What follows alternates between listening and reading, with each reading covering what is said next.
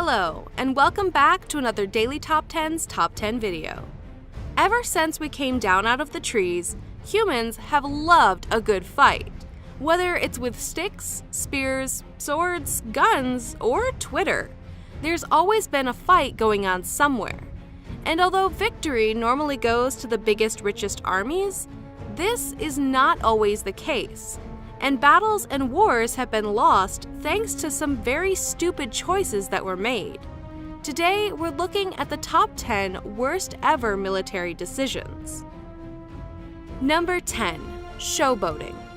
Most of us have done a bit of showboating, but none will have gone as catastrophically as this maneuver by the British Navy in 1893.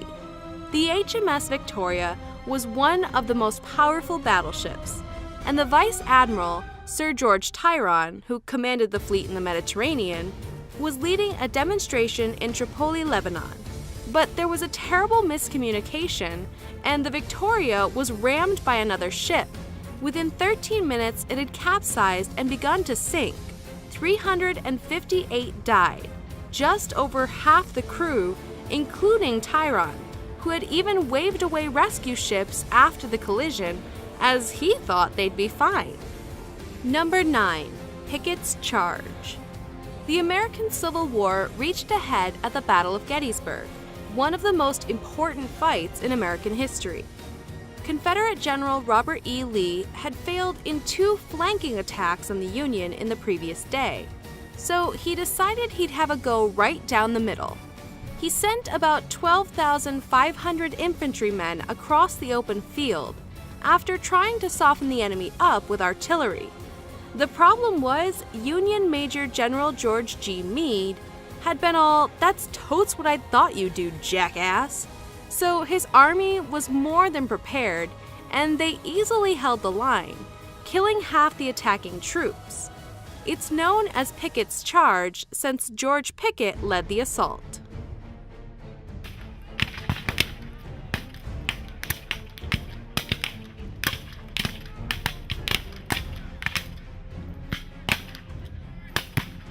Number 8.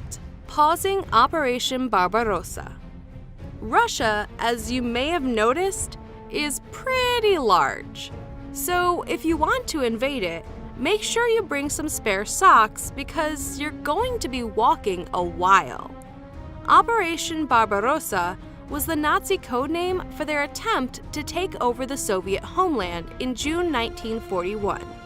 It ended up being the largest military operation in human history, and it was going pretty well for the Germans when they approached Moscow within 6 months. But thanks to terrible weather conditions, they decided to pause as their tanks were struggling with the mud. This break allowed a massive regrouping for the Red Army and for forces from Serbia to arrive. Had they pushed on, the Germans likely would have taken Moscow.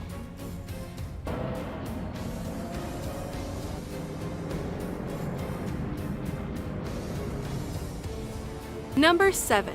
Napoleon invades Russia.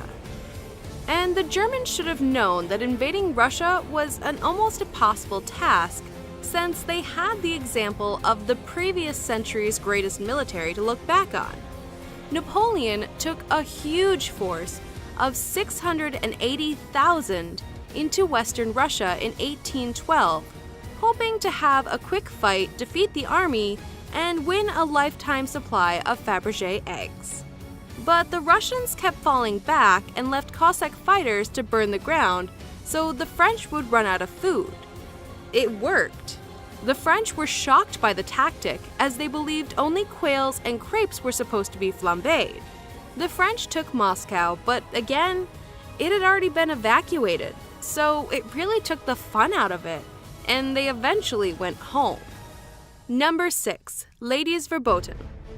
If there's one thing you can't accuse the Nazis of, it's being too politically correct. Not only did they believe in a racial order, but also a male and female one. Women were kept out of politics and the military and even labor as much as possible. This lack of faith in his women was a huge oversight by Hitler, since British and Soviet women basically ran the production lines of weapons for their armies, keeping the armies supplied and food on the tables. Number 5. Russians in Afghanistan. When the US invaded Afghanistan in 2001, the Russians had a quiet chuckle to themselves, knowing that there'd be no quick victory. How did they know? Well, they'd spent 10 years fighting in Afghanistan trying to keep the communist government in place. The war dragged on and became a factor in the collapse of the Soviet Union. But this wasn't the worst error. Since the Cold War was going on, the US and British armed and trained the opposing side, the Mujahideen, including a young fighter named Osama bin Laden. As you can guess, that worked out really well for everyone.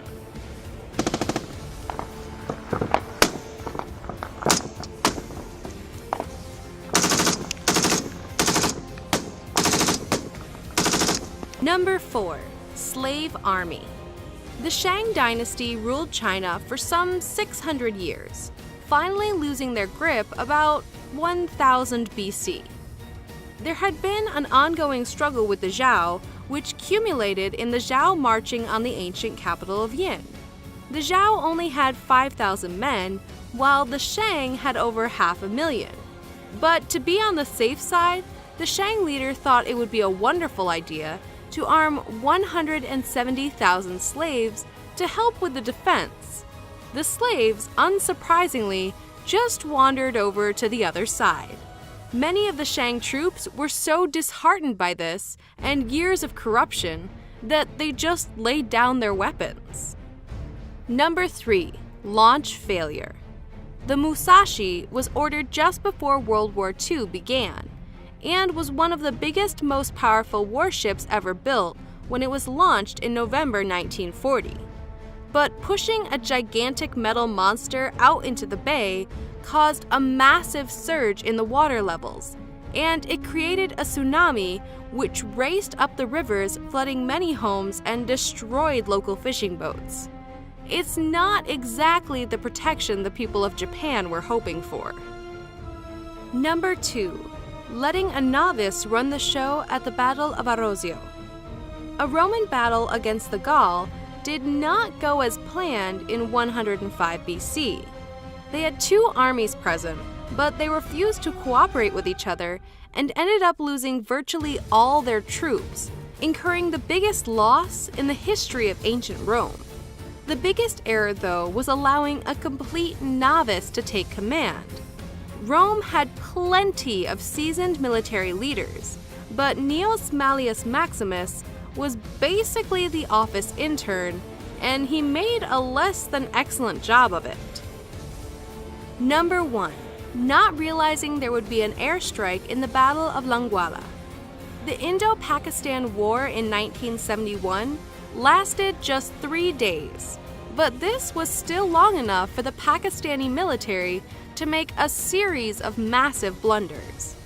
The Battle of Longwala involved just 120 Indian soldiers against 2,000 men and 45 tanks. But their failure to do any real reconnaissance meant they overlooked the fact that the Indians had 4 planes, and they were destroyed by the airstrikes that followed. Bigger isn't always better. Thanks for watching another Daily Top 10's Top 10 video. And remember, it's our duty to entertain and yours to subscribe.